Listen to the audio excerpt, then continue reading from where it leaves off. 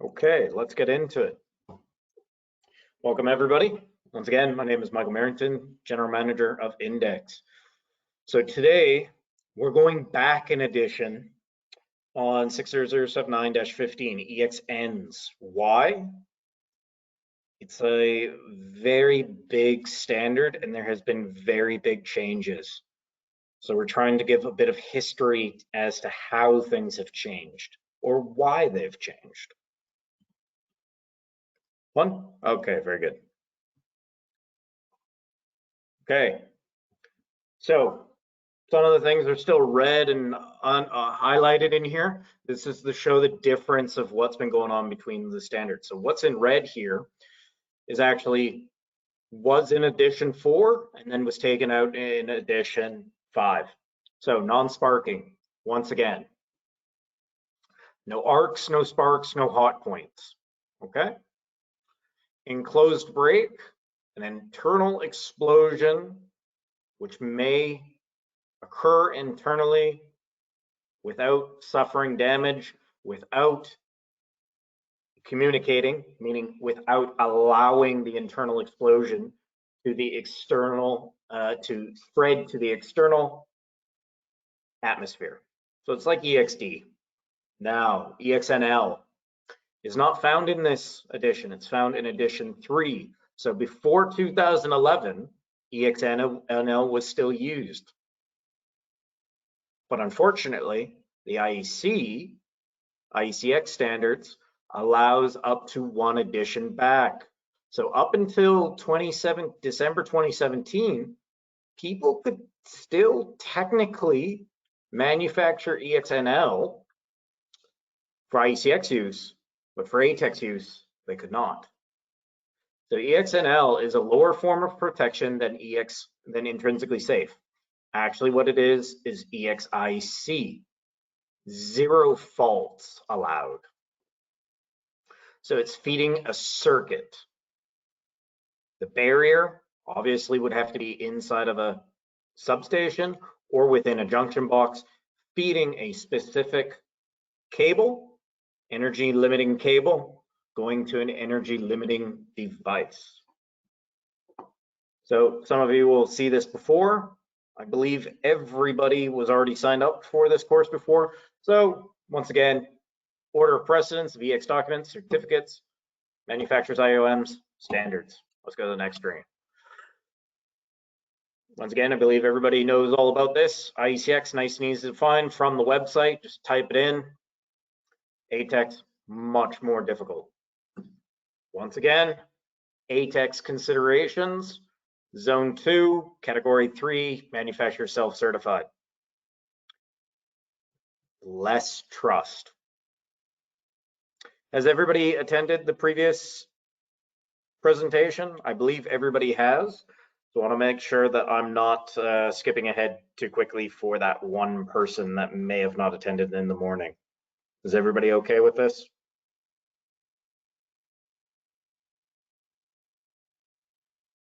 Okay.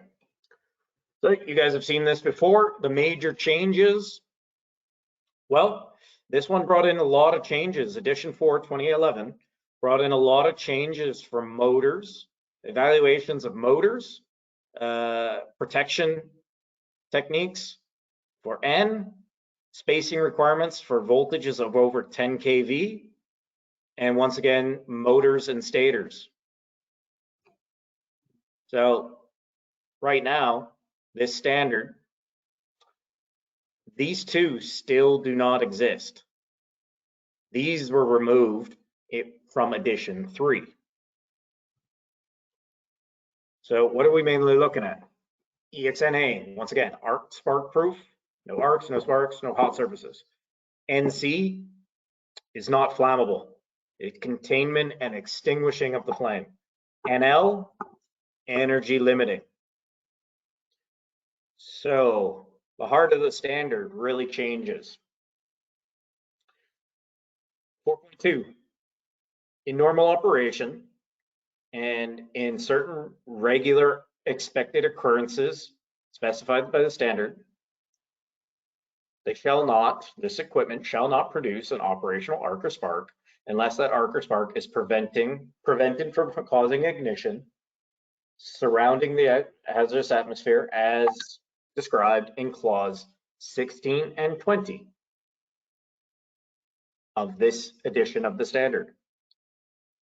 And develop a maximum surface temperature in excess of the value appropriate to the temperature class of the equipment, unless the temperature on the surface or hot spot is prevented from causing ignition of surrounding atmospheres. Now, manually operated arcing or sparking components within an enclosure that has been considered to be not accessible in normal operation without the use of a tool may be evaluated as EXNA, non-sparking components. Bit of run-on sentences. This standard was very long. There's a reason why they've cut it down. Now, the important part is the maximum surface temperatures were determined differently than Edition 5, 2017. EXNR and NC, only the external surface of the equipment was considered. And, well, that applies to 2017. Now, for EXNA, the surface of any part of the external surface shall be considered, including the surfaces of the internal parts to which the explosive gas atmosphere may access. So if you have an EXNA device, but then you have an NC device that is encapsulated, an encapsulated device, the gas will not have access to that internal device. So it didn't need to be measured for its temperature. But if it's EXNA box with NA terminals, then yes, both the surfaces have to be measured for their temperature. Note, this may be outside the surface of an EXNC component located in an NA. But remember, there's 5 different types of NCs. It's a little too difficult. Now, small components. For the evaluation of small components, you apply 60079-0, general requirements. Now, the temperature relaxations for thin wires and printed circuit boards, what do you know, shall be as per 60079-11. This has been removed in -5. This is a layover from EXNL, energy limiting. Now, IP ratings have completely been removed from Edition 5, but in Edition 4, minimum IP 54 for bare live parts or 44. The interesting one was IP 4X or 2X for insulated parts, and the equipment is in locations providing adequate protection against entry of solid form materials or water capable of impairing safety. That's a big run-on sentence that I feel that would be difficult to assess. Now, then there's Clause 8 and Clause 13. What for? Rotating motors and for non-sparking low power equipment. Then there's IP protection by installation, meaning it could be a random junction box that is not EXE that would provide additional IP protection. So the former standard, this was from 2011. They were still hashing out the standards, trying to figure things out. So now you're going to start seeing these tables that seem to have a lot in common with EXE. So this applies to EXNA, obviously. Creepage and clearance distances and separation. Creepage and clearance distances. So if we're talking 250 volt, we're talking probably just under 4 mil. So it's safe to say 4 mil. You choose your voltage and you follow it. You also have your comparative tracking and then also sealing. As we talked about fly leads, EXNC, a lot of times will have sealing.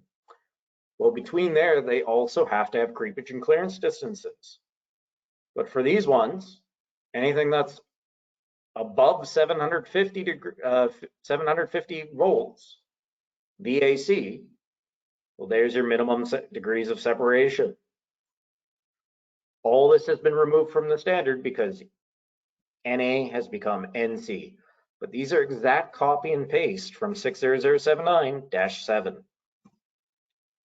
Now the interesting one. Take a look at the bottom here. This is a pin crimp. This is a ferrule. Picture not showing up really well there, but pin crimps do not meet the standard. If you really wanted to read through all this, what it says is for connection facilities for -7 for EXE, -15 for NA, -11 for intrinsically safe, -14, they'll call it a core end sleeve. Basically, your terminations have to be good like this. Shall be compact and square, not with damaged insulation like this, misshapen wires, misshapen core, misshapen insulation. We could go through each and one of these, but I would suggest you look at Index Online webinar number 3, I believe. It talks about, this is all just about making terminations. Shall be a solid shape, shall not misshapen the conductor, shall not misshapen the insulation, shall not spread out the strands, shall be equally solid and equally crimped. So what's the best way to do it? Well, ferrule. Now, what other ones was there? Well, there was connections designed to be used with cable lugs. Such connections shall be in their mountings. Once again, the important thing is avoid loosening and compromising creepage and clearance distances. This one on the left here, I say that compromises creepage and clearance distances. Because if you saw this terminal here, they do not enter well into terminals, and the wires stick out the end. Well, this one, the entire sleeve up to the collar is in the terminal.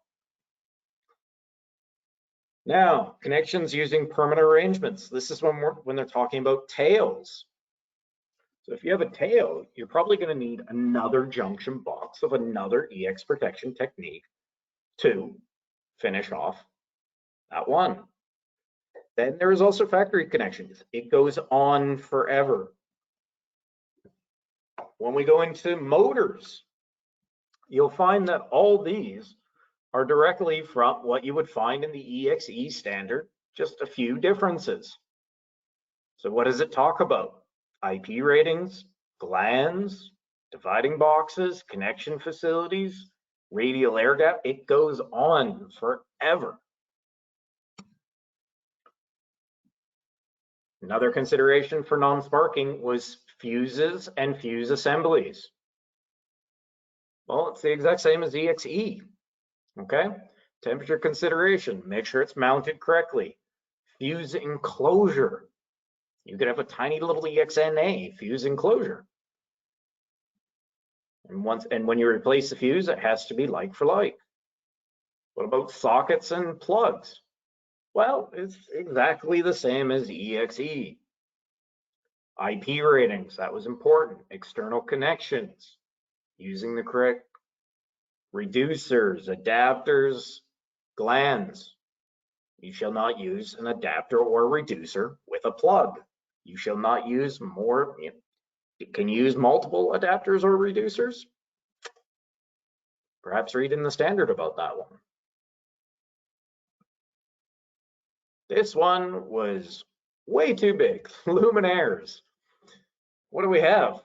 Well, the construction of it, basically, it's talking again about creepage and clearance distances, IP ratings. But the thing is, an EXNA luminaire, usually it had other EX protection techniques in it. M, Q, I. As we talk about fluorescent lights, they're never EXE. So it would never just be EXEC. Same for lighting. You're not going to find an NA light back in the day. It maybe would have been NAQM. So they had their requirements, creepage and clearance, resistance to dust and moisture, just too much to go into. Now, supplementary requirements for non-sparking batteries and cells. Big, huge standard. Or what do we look at? Well, they identified them as type 1, 2, or 3 battery cells. And they said type 3 had no restrictions, permitted activities in hazardous areas, discharging, only discharging. Could not be for charging of secondary cells or additional equipment in the same compartment. So the safest battery type was type 1. There's been a lot of battery banks that there was EC batteries now. And back in the day, people had EXNA batteries. So if the cell was less than 25 amp hours, it could be used for charging of secondary cells, and additional equipment in the same compartment. Now, supplementary requirements for low power equipment. Low power, this is the EXNL. Or, not EXNL, anything that's under 400 volts. And they're saying that the creepage and clearance distances were very small. We're talking less than 2 millimeters. So what they've done now is they've removed this, and they continue to use the creepage and clearance distance table of -7, EXE, and apply it. So they've reduced the number of tables, and they removed all these things because it was overly complicated. It was just repeating steps from different standards, repeating the same tables again and again. Supplementary requirements for current transformers, where the secondary circuit of a current transformer extends outside of the equipment, the descriptive documents shall draw attention to the need to guard against the secondary circuit becoming an open circuit in service. So what type of transformer would that be? Well, there's some EXNC transformers, no NA transformers, never seen one of those.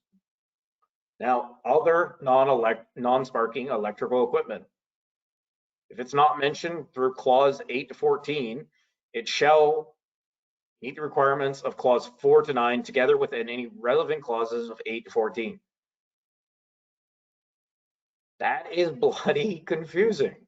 It's too much. This is why they changed this. Now, you've seen this one before, but see here, they're missing the EX. Is it EXNC, NC, NC, NR?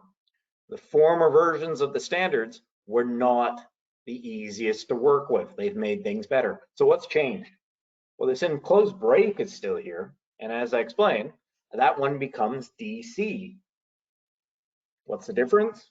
Well, it's less safe than DB. So you guys would have seen these slides before.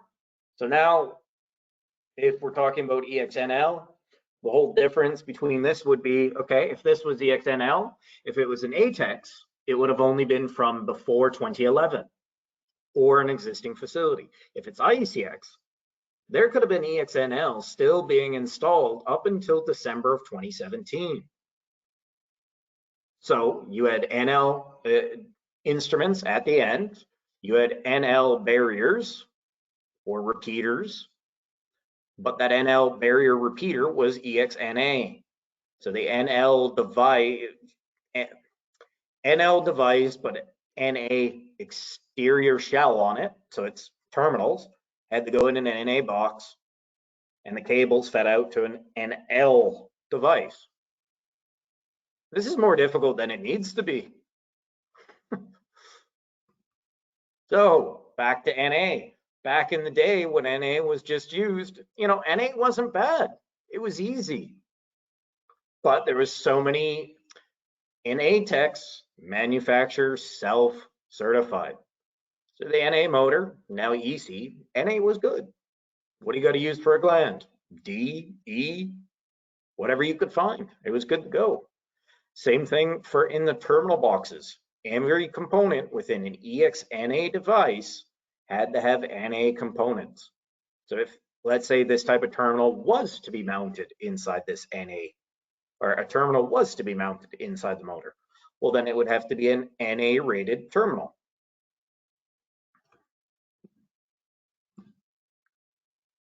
Once again, encapsulation. Well, this one was killed off back in 2011. So even this standard, was it included? No. Yes, this was killed off in 2011. So what is it? Well, it was just their version of encapsulation. We showed you those separation tables. That is with the encapsulating material.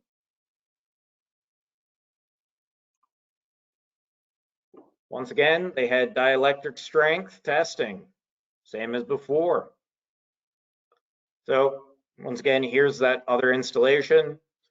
This NL device, which is rated NL and NA, must go inside of the NA box feeding an NL instrument. I have seen installations where they only put this into an IP54 box. That is not correct. Or people would assume that the NA device could just go outside because it's rated EXNA. They could not understand that this is a terminal. Terminations are going into it. Hence why cables have to go through a gland. If a cable's not going through a gland, well, if you're going to a terminal and you don't have a gland involved, you got something wrong going on. So we talked about this before. This one would have been an NL device before, not, if it wasn't IA, there would have been an NL version as well, just for zone 2s. So it exactly looked like this. Go inside the box, feeds a flame scanner, proximity sensor, vibration monitoring.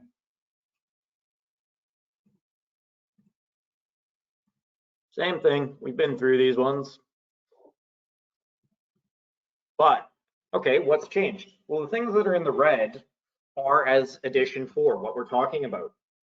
Anything in the green, disregard. So it said the marking shall also include any marking normally required by the standards. Where is necessary, marking of other standards shall be listed. The marking required, run-on sentence. It just keeps going. If there's any possibility of confusion over the suitability of the equipment, this is to avoid confusion.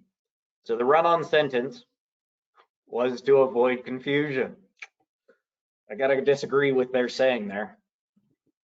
So warnings. Well, it was under 24, but all these things marked in red. Look at all these different warnings you had to have, depending on which clause reference you were going from. Were you at 9.4? Well, then you better have a warning for don't remove the fuse. We're at 9.35 or 10.1. Warning, do not separate when energized.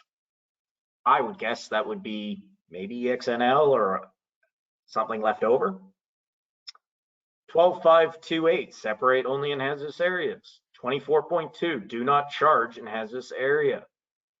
That's probably batteries. 24.2, do not use primary cells. Yep, batteries.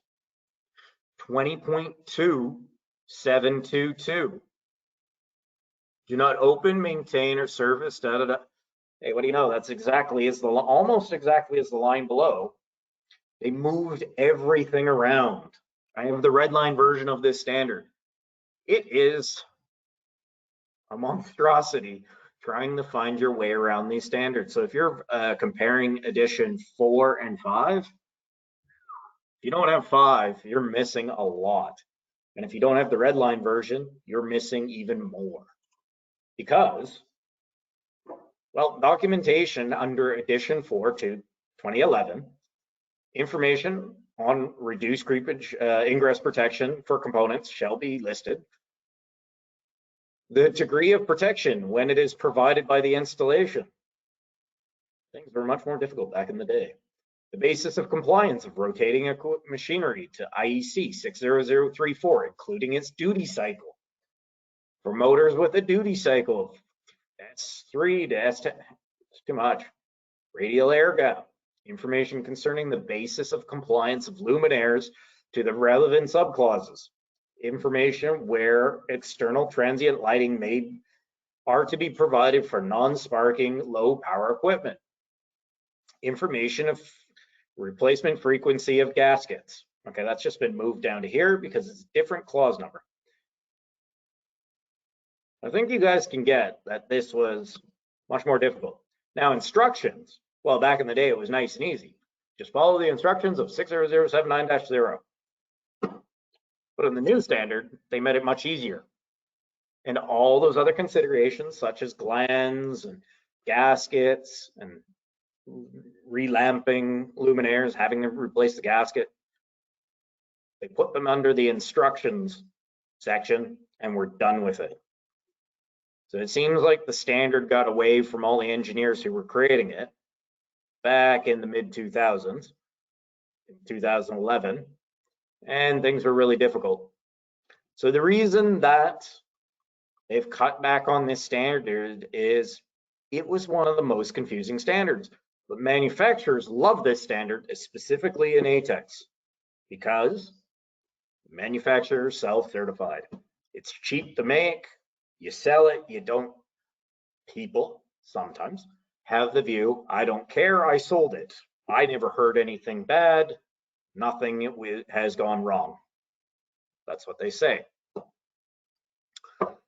EXNL, that's one that really to go into is more of one that you go into for intrinsically safe. So just wanted to make awareness of it. So this one, so the new standard only has 15 clause references. The one before had 26 and had a whole itinerary of subclauses. So if you go into EXNA luminaires, that could take another 30 minutes to go through those 1, 2, 3, 4, 5, 6, 7, 6 or so pages. Now, if you don't have access to these standards, if you're working on new installations, avoid it. If you need to work on it, get the redline version, and you'll have get edition 5 redline version from the IEC store. Yeah, you can buy the standard online, and then it'll be as if you have edition 4 and 5 at the same time. Then you can see how the history of things has changed. Now, did anybody have any questions? When we go through this, you can see that these tables, these are exactly found in 60079-7. So EX, EB, and EC. So they just add 2 more columns and differentiate between EB or EC. IP ratings, they've removed them from pretty much all the standards and simplified it back in -0. This one, connection facilities, well, they've removed it from 15 and now it's, well, once again, part of EXE. Conductors shall be in a way that they can't slip out, shall avoid loosening, shall make contact that is equal, it's even across the multi-strands, there's positive compression force, constructed in a way not to cause damage to it or change with temperature changes.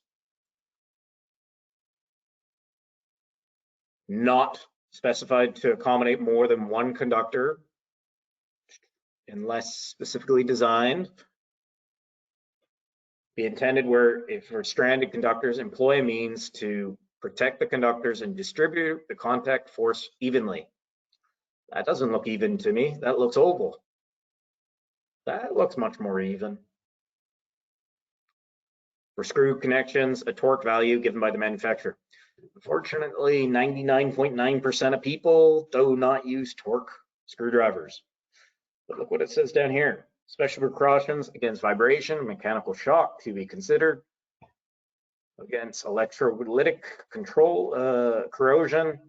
Special precautions against corrosion should be considered where ferrous materials are used, and limiting temperature of the insulation of terminal blocks. And there's a lot of things to consider.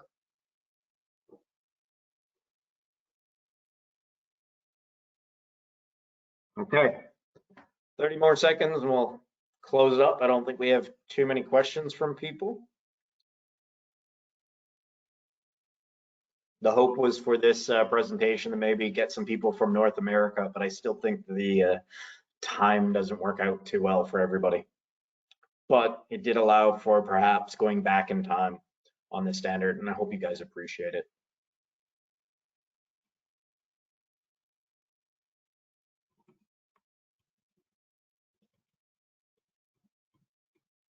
And the big ones that changed: marking, documentation, and instructions. Okay, thank you everybody for attending. Really do appreciate your time. Thanks for, attending this short and sweet session. Thank you very much. Have a good evening and have a good afternoon.